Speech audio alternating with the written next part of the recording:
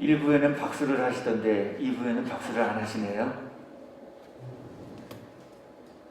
그래도 안 하시네요.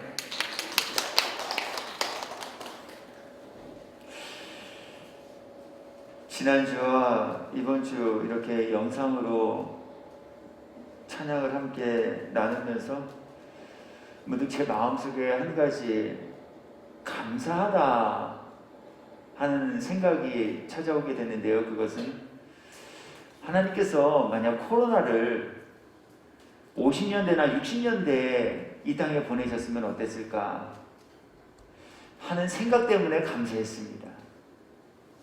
그땐 이런 거 없었잖아요. 있었어요? 장로님 있었어요? 없었죠. 예. 뭐 5, 60년대 제가 안 살던 시대 얘기하니까 별로 감흥이 안 돼. 저 70년대생이잖아요. 저 주일학교 때만 해도요 이런 거 없었어요. 차트 넘겼어요. 선생님이 긴 막대기 갖다가 차트 단거 그거 차트 넘겨갖고 그거 보면서 찬송하고 주일학교 예배 드리고 했거든요. 그때 만약 코로나가 와서 지금처럼 모임이 중단되고 모임이 이렇게 축소됐다면 그때는 정말 성도들과 함께 교제하고 연락할 길이 전혀 없고 막혔겠다. 그냥 그러면서 든 생각이에요. 그래도 하나님 21세기에 코로나 보내주셔서 그래도 우리가 과학과 기술이 발달된 이 시기에 모이지는 못하나 이렇게 비대면으로 찬양도 하고 때로는 비대면으로 말씀도 나누고 또 이번 주에는 예배 어떻게 드려요? 성도들과 수십 명씩 제가 단체로 메시지도 보낼 수 있는 이러한 시대 되었구나. 문득 그 생각에 미치니까요. 코로나 때문에 답답은 하고 코로나 때문에 걱정과 염려는 되지만 그래도 21세기에 코로나를 보내주신 게 또 감사하더라고요. 너무 억지스러운가요? 그래서 또 생각했어요. 성도들께서 교회에 안 오고 싶으신 게 아니라 여러 가지 이유 때문에 못 오시는 거구나. 그렇다면 교회는 성도들이 교회와 예배의 끈을 놓치지 않고 믿음을 잘 지키면서 예배 생활하실 수 있도록 여러 가지 다양한 방법들을 모색하고 그것을 제시해 드려야 되겠다. 그래서 아까 광고 시간에 말씀드린 것처럼 카카오톡으로 새벽 기도를 좀 드려볼까 해요. 제가 들어보니까 새벽에 일어는 나시더라고요. 다 정한 시간에. 그래서 다 침대에서 소파에서 기도하신대요. 그럴 거면 그렇게 하지 마시고 카카오톡 틀어서 같이 성경 읽으면 훨씬 더 유익하겠다. 출석 체크도 좀 되고요. 이런 생각 한번 가져보게 됐는데요. 이렇게 제가 생각하게 되어진 건 염려와 두려움 때문이 아니라 제게 맡겨주신 바 직임과 사명, 성도들의 영혼 실족하지 않고 낙심하지 않고 낭망하지 않고 믿음 떨어지지 않도록 제가 잘 섬기고 또 양육해 드려야 할 책임이 저에게 있기에 어떻게 하면 성도들 한 번이라도 더 예배하는 일에, 기도하는 일에, 말씀 묵상하는 일에, 영적으로 깨어있는 일에 동참시켜 드릴 수 있을까 고민하면서 한번 해본 생각이었어요. 이러한 일들이 좀 우리 교회에서 장차 잘 자리 잡고 또 조속한 시일 내에 이러한 일들이 도움을 받아서라도 좀 우리 교회에서 시행되었으면 합니다. 저는 이처럼 뜻하지도 않았던 코로나라고 하는 바이러스가 창궐한 2020년 이 한 해에 목회를 하고 또 한 해를 정리하는 시기쯤에 교회로부터 큰 은혜와 혜택을 입어서 한 주간 동안 목회의 자리에서 조금 떠나서 기도할 수 있는 그러한 시간을 허락받게 되었습니다. 한 주간 동안 시간을 보내면서 제일 많이 생각했던 것은 2020년 목회를 어떻게 했는가가 아니라 2021년도에 어떤 목회를 해야 하는가라고 하는 부분을 제일 많이 생각하고 또 고민하면서 묵상해 보았습니다. 그러면서 제 마음속에 찾아온 생각, 그리고 그 생각의 결론은 계시록 강해를 2021년부터는 시작해야겠다라고 하는 생각을 좀 결론으로 내리게 되었습니다. 제가 우리 교회 부임한 지 올해로 5년째예요. 말씀을 잘 듣고 우리 성도들께서 말씀을 잘 기억하고 계시기 때문에 이미 다 잘 알고 계실 거예요. 제가 지난 4년 동안은요, 비슷한 패턴과 비슷한 주제로 계속 주일 오전 예배 말씀을 전했어요. 연초에는요, 1월부터 2월 약 8주간에 걸쳐서 복 있는 사람, 그들은 누구인가 라고 하는 이야기, 그리고 3월에 들어가서는 부활절을 앞두고 부활절에 관련된 말씀들, 그리고 부활절기가 지나고 나면 바로 성령강림 주일로 들어가거든요. 그럼 그 절기에 맞춰서 성령 받은 사람들, 또 성령에 관한 이야기를 쭉 살피고요. 그 중간중간에 맥추절과 추수감사주일이 끼어요. 그럴 때는 2주, 3주 앞에서부터 절기에 따른 말씀들을 주제로 함께 이렇게 살피고요. 이제 추수감사절이 끝나고 나면 거의 연말이죠. 보내면서 맞이하면서, 그리고 강림절에 관한, 예수님 오심에 관한 말씀들을 계속하여서 이렇게 살피면서, 그렇게 4년 동안에 제가 우리 교회에서 목회하고 이러한 패턴과 이러한 주제로 설교하면서 지내왔어요. 그래서 어떤 분이 저에게 이런 얘기도 하실지 모르겠어요. 저 목사님 설교할 거 기계 없나 보다. 맨날 똑같은 설교만 반복하네. 아마 좀 설교를 기억하고 계신 분들은 이러한 마음의 생각을 가지셨을지도 몰라요. 그런데 제가 그렇게 설교한 이유가 있어요. 제가 여러분들과 영적으로 친밀감, 그리고 영적으로 이제 교제를 나누기 위한 아이스 브레이킹, 영적으로 좀 어색한 부분들을 깨트리기 위해서 저는 이런 목사예요, 저는 이렇게 설교하는 사람이에요 라고 하는 것을 여러분들에게 좀 심겨드리기 위해서 4년 동안에 비슷한 패턴으로 계속 설교했던 거예요. 그리고 이제 5년째 되어지는 이 해를 준비하기 위한 2020년도에 그 마지막 즈음에 주님께서는 이제 제 마음에 소원을 주시기를, 동일한 패턴의 설교는 이제 성도들과 어느 정도의 영적 교감 쌓은 단계에 이르렀으니 그만 멈추고, 이제 제게 주신 바 마음의 소원, 그리고 하나님께서 우리 교회에게 허락하여 주시기를 원하시는 말씀, 그것 이제 선포하는 시대를 좀 열어야겠다라고 하는 결론에 다다르게 되어서요, 오늘부터 우리는 웬만한 특별한 이유나 상황, 그리고 절기가 있지 않고는 계속하여서 요한계시록의 말씀들을 함께 살피면서 강해 설교의 시간을 가지려고 해요. 이전에 목회하던 곳에서도 요한계시록을 강해한 적이 있었어요. 그런데 강해를 다 끝내지 못했어요. 왜냐하면요, 요한계시록 강해는 약 3년 정도의 시간이 필요로 해요. 3년이면 약 150주거든요. 150시간을 우리가 함께 말씀을 나눠야 요한계시록의 모든 강해가 끝나게 되어지는 분량이기 때문에요.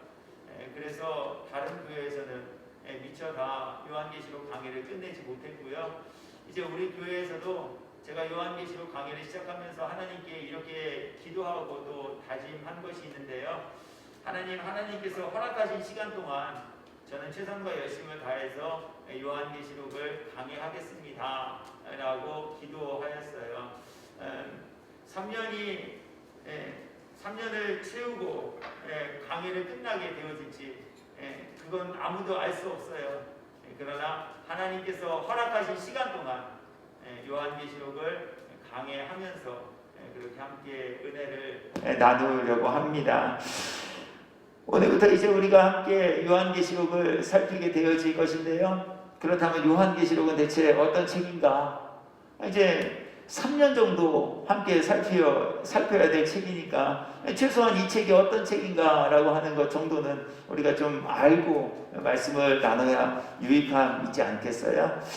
이 요한계시록은요, 성경에 기록된 다른 여타의 책과 또 사뭇 다른 책이 바로 이 요한계시록입니다. 우리 성경에는 66권의 책이 묶여 있죠. 그런데 그 66권의 책 중에서도 유일하게 이 요한계시록만큼은 다른 책들과 조금 특별한 점을 가지고 있는 책이다라고 하는 거예요. 무엇이 특별한고 하면 다른 책들은요 다 지나간 얘기예요. 그런데 요한계시록만큼은 지나가지 않은, 그리고 우리가 한 번도 겪어보지 못한 앞으로 일어날 일들에 관한 내용이 적혀있는 책, 그게 요한계시록이에요. 오늘 본문의 말씀 읽어드려 보겠습니다. 그걸 성경에서는 예언이다 라고 이야기하고, 우리도 예언이라 그러잖아요. 앞으로 일어날 일, 장래에 있어질 일, 그 내용들을 기록하고 있는 책이 요한계시록입니다. 1장 1절부터 2절까지의 말씀입니다. 예수 그리스도의 계시라. 이는 하나님이 그에게 주사 반드시 속히 일어날 일, 앞으로 일어날 일들이라는 거예요. 그 종들에게 보여주시려고 그의 천사를 그 종 요한에게 보내어 알게 하신 것이라. 바로 그게 요한계시록이라는 거예요. 장차 일어날 일, 그거 그 종들에게 알려주시려고 요한계시록 쓰셨다는 거예요. 이건 다음 시간에 다시 살필 거예요. 요한은 하나님의 말씀과 예수 그리스도의 증거 곧 자기가 본 것을 다 증언하였느니라. 이 예언의 말씀을 읽는 자. 요한계시록은 예언의 말씀이에요. 보시기 바라요. 창세기에는 수없이 많은 인물들이 등장하지만 특별히 이스라엘의 4대 족장들이 그 인물의 축과 핵심을 이룹니다. 아브라함, 이삭, 야곱, 요셉. 이 4명 이야기가 창세기 12장부터 창세기 50장까지 쭉 소개되고 있거든요. 이 인물들의 주변 인물들, 그리고 이 인물들이 살면서 했던 일들, 이런 것들을 기록하고 있는 것이 창세기예요. 그런데 우리 그분들이 어떻게 살았는지 다 알고 있나요? 알고 있나요? 다 알고 있어요. 왜 그래요? 지나간 일이기 때문에 그래요. 아브라함이 몇 세 때 어디에서 부름을 받았고, 아브라함이 언제 천사로부터 내 씨로 통하여서 내 자녀들이 하늘의 별과 하늘의 땅과 같이 창대하리라. 그리고 그게 실제로 이루어졌는지, 그가 이삭을 데리고 모리아산에 가서 하나님께 번제물로 바치다가 어떻게 됐는지 우리는 결과 결론 다 알아요. 왜 그래요? 다 지나간 얘기이기 때문에 그래요. 출애굽기도 마찬가지예요. 모세를 통해 하나님께서 이스라엘 사람들을 구원하시고 약속의 땅 가나안을 향해 그들을 인도해 가시는 그 여정들을 기록하고 있는 것이 출애굽기 1장부터 40장까지 기록된 말씀이에요. 결론 아셔요? 알아요. 홍해 만났어요. 어떻게 될게요? 홍해가 갈라졌어요. 어떻게 알아요? 이미 결론이 다 났기 때문에 알아요. 그들이 약속의 땅 가나안에 들어갔나요? 들어갔어요. 어떻게 알아요? 다 결론이 났기 때문에 그래요. 가서 12지파가 12땅을 나누어서 가졌어요. 그리고 난 이후에 분열왕국이 되어지고 다윗이 왕이 된 이후에 다시 통일왕국이 됐어요. 내용을 알아요. 왜 알아요? 이미 다 지나간 일들을 기록해 놓은 것이기 때문에 그래요. 그런데 요한계시록은 그렇지 않다는 거예요. 지나간 일이 아니에요. 장차 일어날 일. 그래서 사실 누구도 경험해보지 못한 일이에요. 그래서 사실 누구도 겪어보지 못한 일이에요. 그래서 누구도 아주 정확하게 이것은 이거다 이렇게 설명해낼 수 없는 각종 사건들이 기록된 책, 그게 요한계시록이에요. 그래서 계시록을 연구하고 계시록을 설교하기로 마음의 작정을 품은 때부터 마음에 두려움과 거룩한 부담감이 엄습해오기 시작했어요. 왜냐하면 이 계시록을 강해하고 계시록을 해석하다가 잘못된 길로 빠진 이들이 우리 주변에 종종 있었기 때문에 그래요. 1987년 이장님이라는 분이 다가올 미래를 준비하라는 도서를 출간하면서 세간에 큰 집중과 화제를 뿌리게 되었습니다. 특히 개신교 기독인들에게 말이에요. 그리고 그는 저서에서 1992년 어느 날 자정에 휴거가 있게 될 것이라고 예언합니다. 기억하시는 분들도 계실 거예요. 사회적으로 굉장한 무리를 일으킨 사건이었습니다. 극단적인 종말론에 심취되어서요, 회사가 파괴되어지고요, 가정이 파괴되는 일들이 우리가 살았던 1992년도 대한민국 이 나라 이 땅에서 있었다니까요. 어쩌다가 그 지경이 됐을까요? 계시록의 말씀을 잘못 풀었기 때문에 그래요. 흉노 돼요. 계시록에 나와요. 그런데 그 말씀을 자의적으로 해석하고 자의적으로 풀었기에 1992년 혹시 기억하시나요? 전 기억해요. 10월 28일 12시에 당신들이 모인 다미 선교회라는 그곳에 입장한 이들만 휴거된다.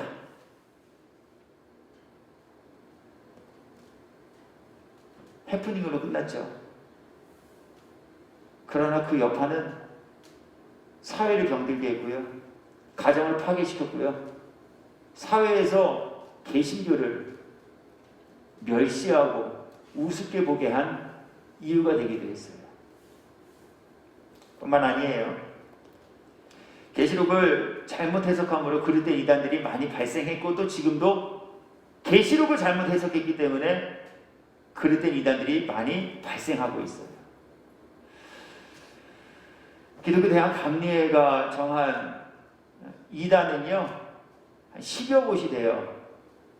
그런데 기독교 대학 감리회가 조사하고 발표하지 아니한 음성적인 곳에서 활동하고 있는 이단은 그 숫자조차 헤아릴 수 없어요. 그런데 이단의 특징이 무엇인지 아십니까? 다른 건 없어요. 이단의 교주인 자신이 재림주라는 거예요. 재림주는 성경에도 나와요. 특히 계시록에 나와요. 주님이 구름 타고 다시 오시리라. 그런데 그 구름을 타고 다시 오신 분이 바로 자기라는 거예요. 이만희가 그래요. 그런데 안타깝게도 지금 재림주가 감옥에 계시죠. 보석금 내고 나올까 말까 지금 그러고 있어요. 재림주인데도 말이죠. 안상홍이 그래요. 당신들이 재림주라는 거예요. 무엇 때문에 이들이 이러한 말 같지도 않은 이야기를 설포하고 또 거기에 왜 우리가 보기에 야 참 한심하다라고 여겨질 만큼 사람들이 속아 넘어갈까요? 모두가 이것 근거에서 얘기하기 때문에 그래요. 그리고 이것을 자기 멋대로 해석하고 자기 마음대로 풀어서 설교하고 강해하고 연구하고 그거 나눴기 때문에 그래요. 그래서 기성교회들이 계시록을 연구하고 강의하는 일을 주저하고 조심스러워해요. 혹시 여러분 가정에서 국민일보를 구독하고 계신 분들이라면 더 잘 아실 거예요.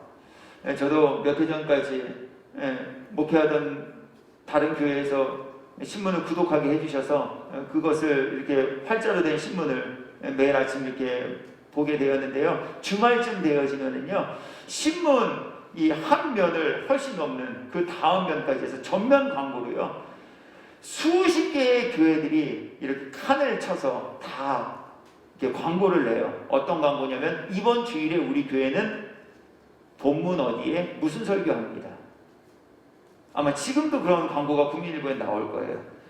제가 그 신문을 한 2년여 구독을 했는데요. 보면서 계시록을 설교하는 목사님과 교회는 찾기 힘들었어요.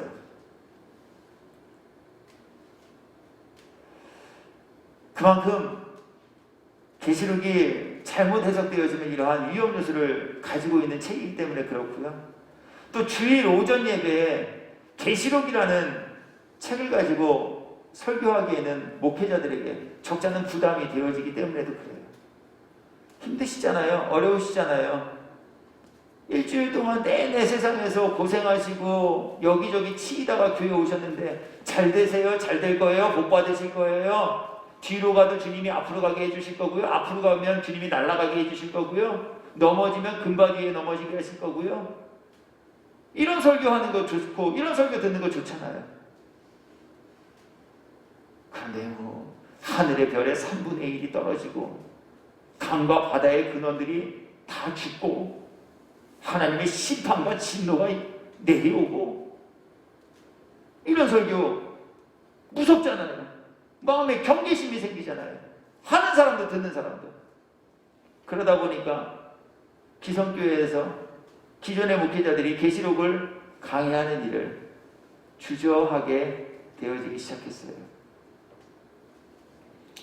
그러나 이것은 매우 불행스럽고 안타까운 일임이 분명해요. 왜냐하면요, 오늘 우리가 함께 읽은 본문의 말씀 중 계시록 1장 3절을 보니까요, 여기에 기록된 이 예언의 말씀을 듣고 읽고 그 가운데 기록된 것을 지켜 행하는 자는 복이 있도다 라고 말씀하시기 때문에 그래요.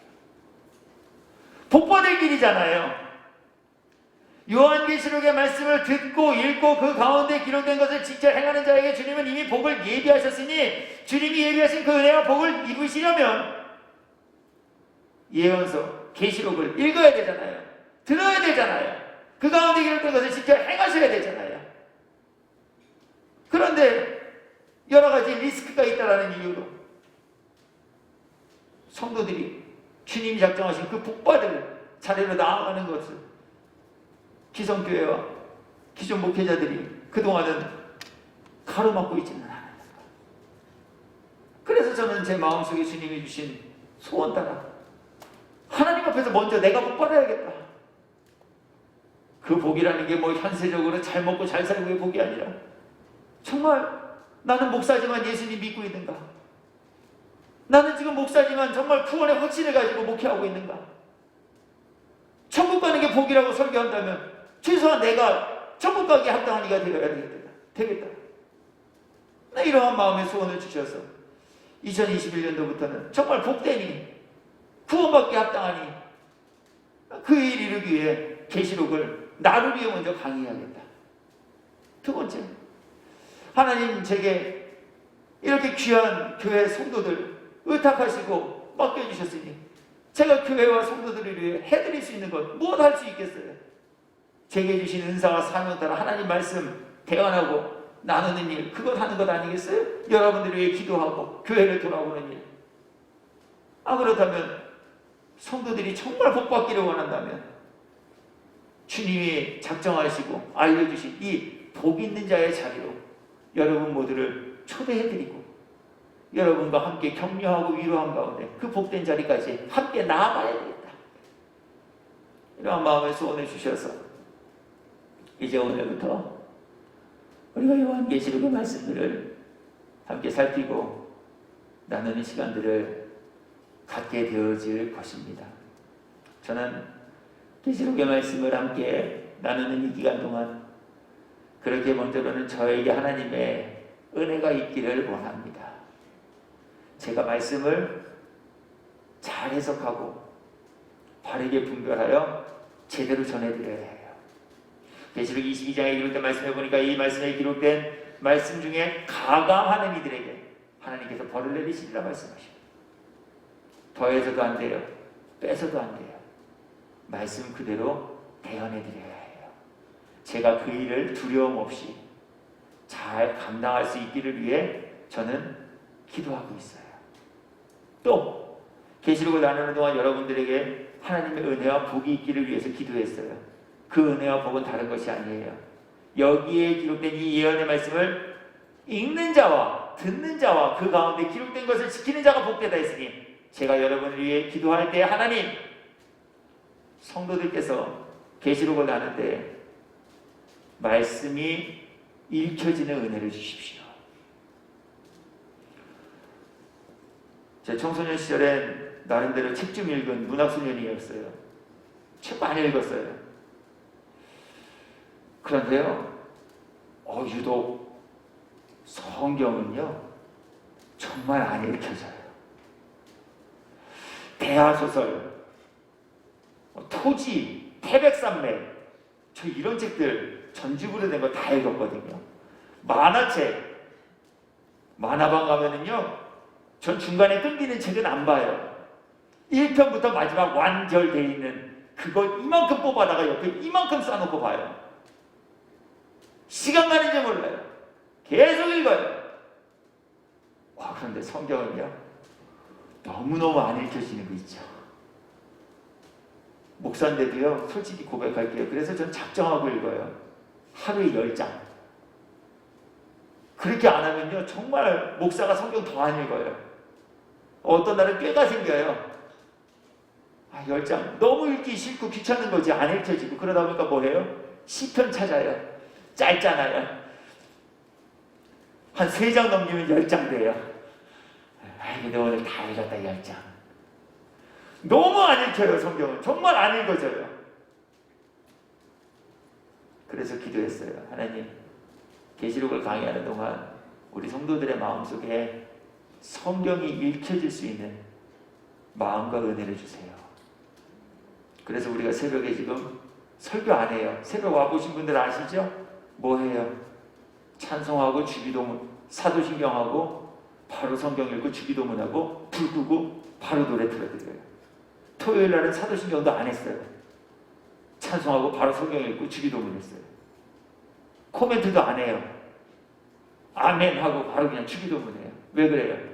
자꾸 성경에 있는 훈련, 습관 연습하려고 해요. 두 번째, 저는 성도들이 하나님의 말씀이 들려지는 은혜가 있기 위해 기도해요.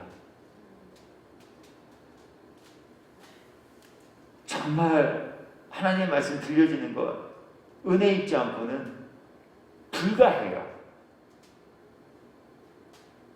저도 앞에서 설교하지만 때로는 회중석에 앉아 말씀을 들을 때 있잖아요.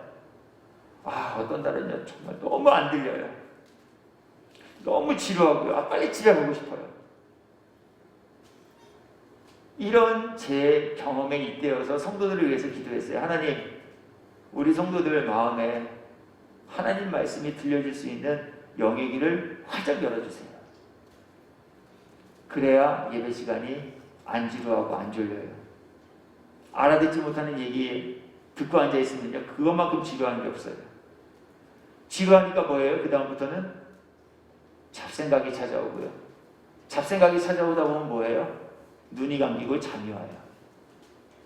그래서 기도했어요. 하나님, 계시록을 강의하는 동안 우리 성도들이 하나님 말씀이 들려지는 은혜를 입고 자리에 참여할 수 있도록 도와주세요. 무엇보다 하나님, 우리 성도들께서 말씀대로 살고 싶어하는 마음 품고 지내게 복을 주세요.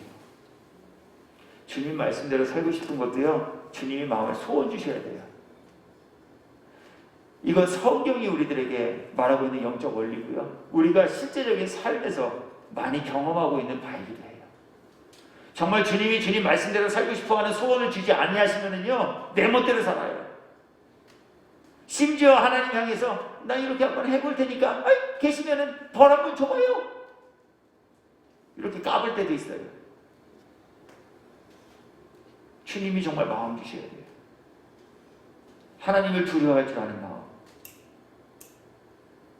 어디서나 지켜보시는 하나님이 되심을 믿는 그 믿음을 주시지 않으면 목사라도 나가서 헛짓거리예요. 그러나 주님이 살아계심을 믿는 믿음 가졌다면 악한 말이 튀어나오다가도 주님 듣고 계실 텐데 하나님 죄송해요. 악한 생각이 마음속에 훅 들어왔다가도 말씀이 악한 생각을 자꾸 걷어내 차죠. 마음에 음욕을 품고 여자를 보는 자마다 이미 가늠한 자예요. 그러니 나쁜 생각이 마음속에 쑥 찾아왔다가도 말씀 때문에 화들짝 놀라서 죄 짓는 거 다 똑같죠.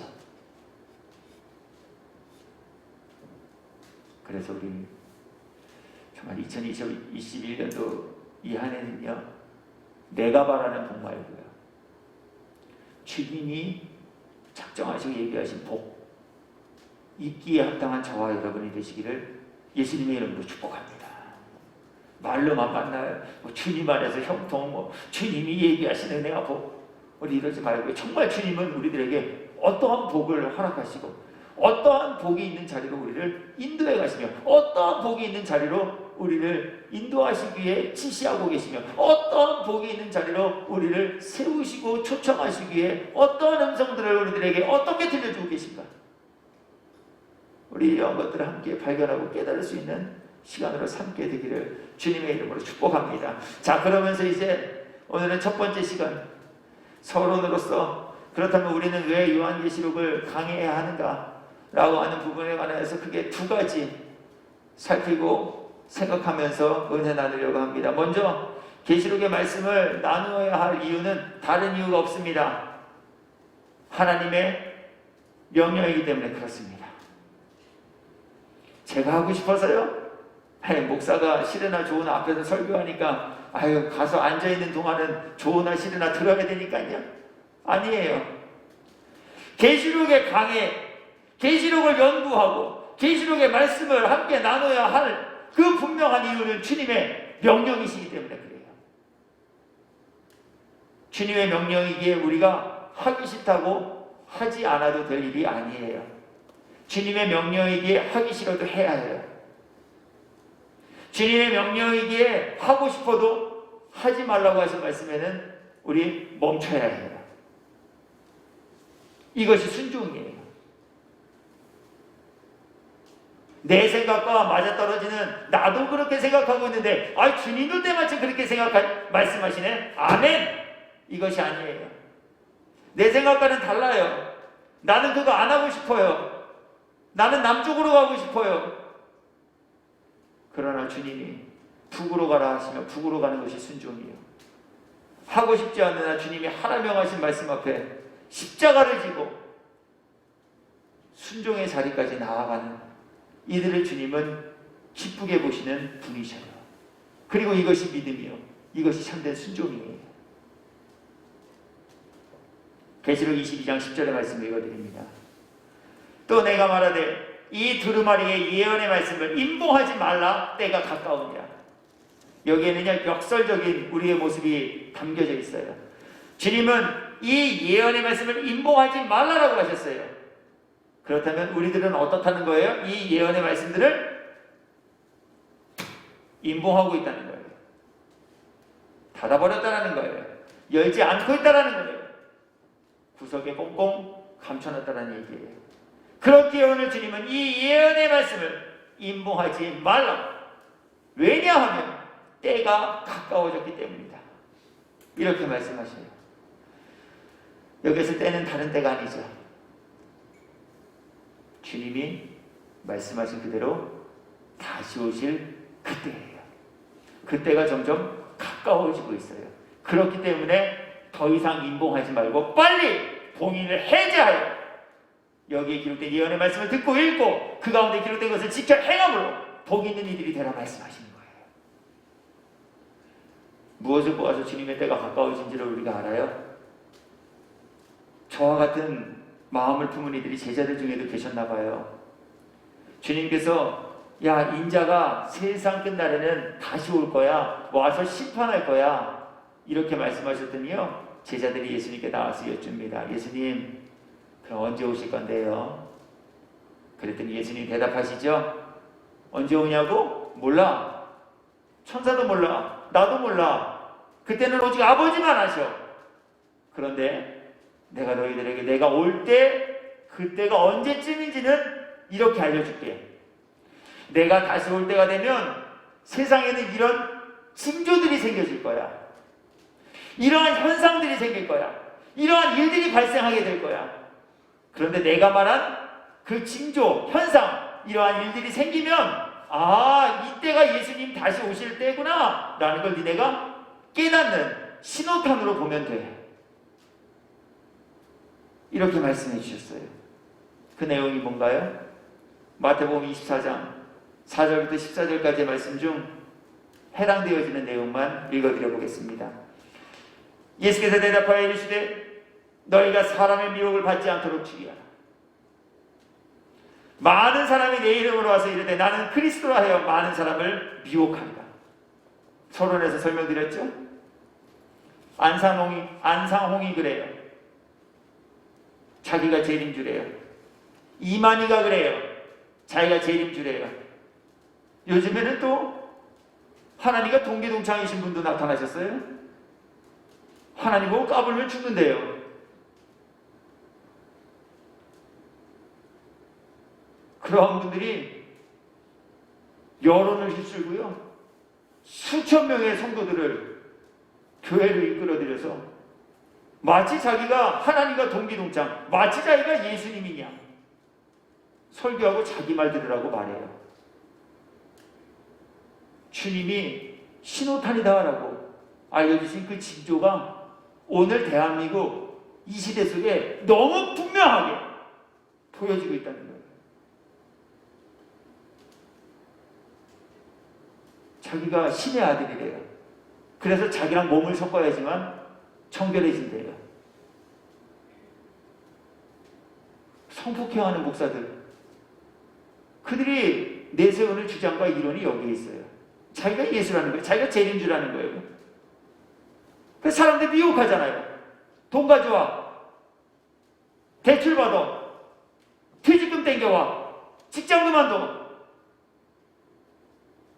딴 나라 얘기가 아니라니까요. 우리가 살아가고 있는 지금 이 시대 속에 이러한 일들이 왕왕 너무나도 많이, 너무나도 빈번하게 발생하고 있어요. 그런데 주님은 이러한 일이 생겨지면 내가 다시 올 때가 점점 가까워지는 사인과 신호탄인 줄 너희가 깨달으라 말씀하셔요.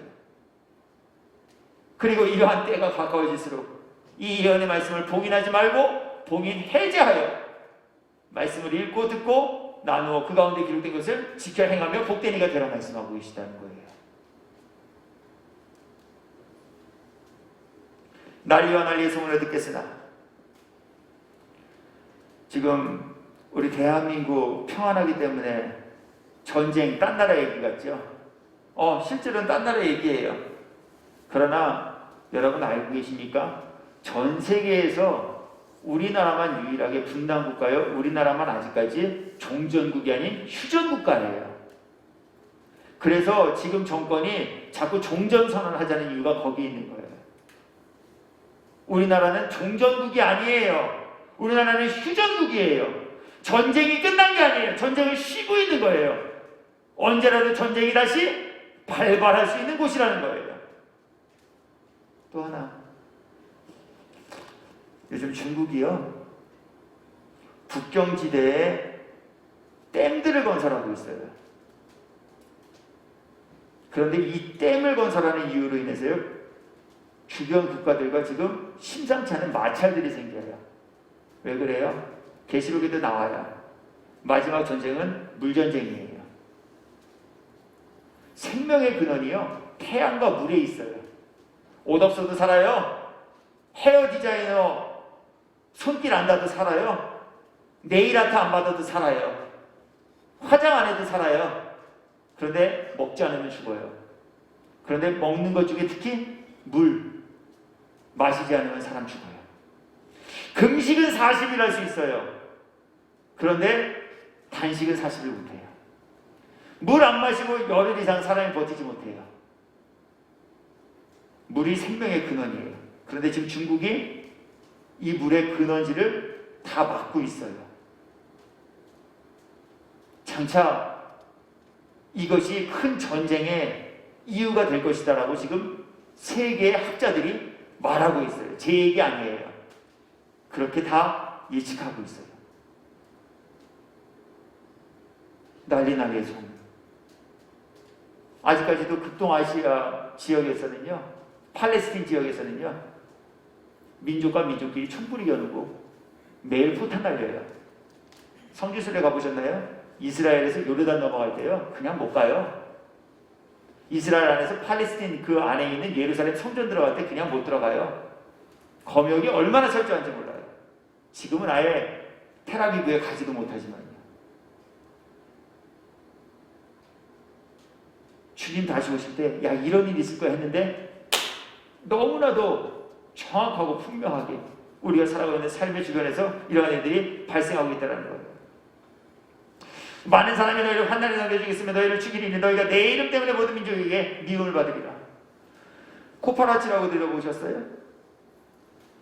코로나 바이러스가 창궐하고 난 이후에 새롭게 생긴 신조어인데요, 코로나 바이러스 예방 수칙을 어긴 사람들을 신고하면 나라에서 포상금 준대요. 1순위가 어딘지 아세요? 네, 거기에요. 교회.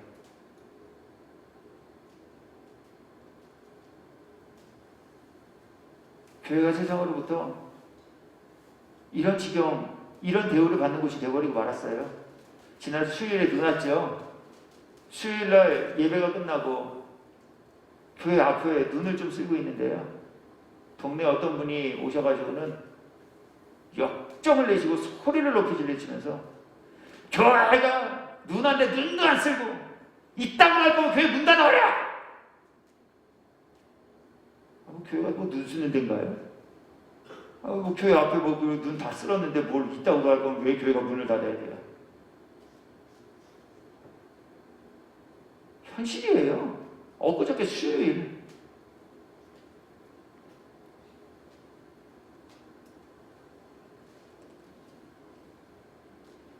그때 많은 사람이 실족하게 되어 서로 잡아주고 서로 미워하겠으며 거짓 선지자가 많이 일어나 많은 사람을 미워하겠으며 불법의 성함으로 많은 사람의 사랑이 식어지리라. 언제부터 대한민국이 이렇게 되었습니까? 꿈 많은 청소년들이 음주 가무에 자신의 청춘을 다 저당 잡히고 성 관련 범죄에 주범들이 되고 16살 아리따고 꽃다운 그리고 연약하기 짝이 없는 여고생들이 동네 놀이터에서 놀던 초등학생을 유괴해 전선으로 목을 졸라 죽이고 남의 얘기가 아니라는 거예요. 더 불행하고 더 안타까운 건 제가 열거해드린 이 두 사건 모두가 우리가 살고 있는 인천 지역에서 발생한 사건들이라는 거예요.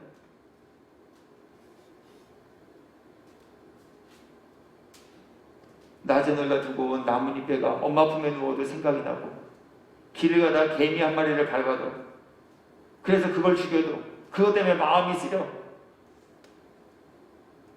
고민하며 지냈던 그 기나긴 밤들을 보낸 대한민국의 이 순수하고 아름다운 마음을 가졌던 사람들이 어쩌다가 주차 문제 때문에 칼부림이 나고 층간소음 때문에 살인이 나고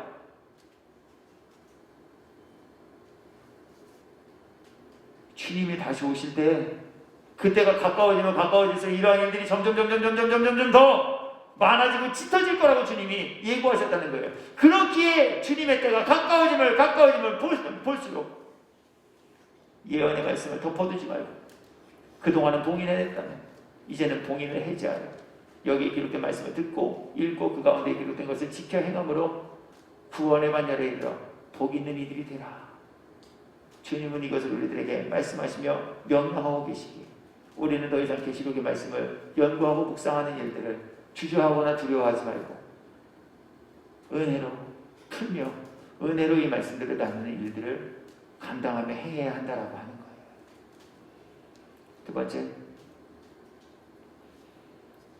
주님은 저에게 주님의 말씀을 가감하지 말고 전하라 하시는 사명을 직무로 할당하여 주셨기 때문에 저는 하나님께서 제게 맡겨주신 직무를 유기하지 않기 위해 계시록의 말씀을 전하고 나누려고 하는 이유가 되어진다라고 하는 거예요.